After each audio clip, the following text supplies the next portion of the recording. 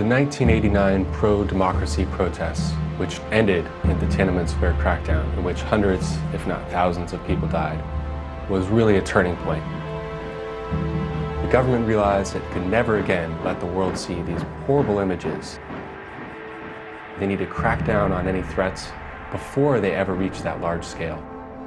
They need to control the thought leaders and opinion makers. And this is why, right now, it's one of the darkest periods for human rights in China. I start my job in January of 2014. It's a time of great peril. There's crackdowns on lawyers, there's crackdowns on civil society organizations, ethnic minorities, people detained without access to lawyers, people being tortured, forced to confess on national television.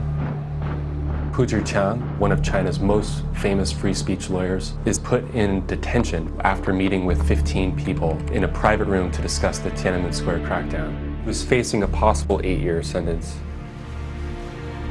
So I start doing many press interviews and TV interviews. There's a crackdown going on right now in China. Social media, calling Amnesty members from around the world to take action.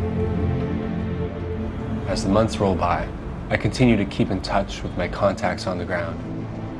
I hear that the outpouring of support from the international community and the condemnation of human rights violations has actually had a positive impact in improving the situation. The more exposure I'm able to bring to these important issues, the more Chinese citizens will be able to enjoy their basic human rights, because China isn't impervious to the world's public opinion.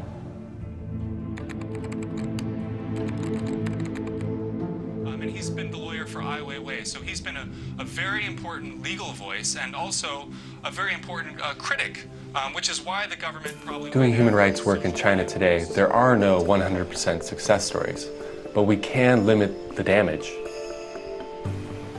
In the 2 years that I've been working here, I've seen that the state seems to have backed off from some of its worst attacks against human rights defenders, and this gives us glimmers of hope that even in this dark time, improvements are possible. China wants to be known as a country that is taking human rights seriously. That's why it's very important that people know that their voice can make a difference. A letter, a campaign, these can change people's lives and help improve the situation in China right now.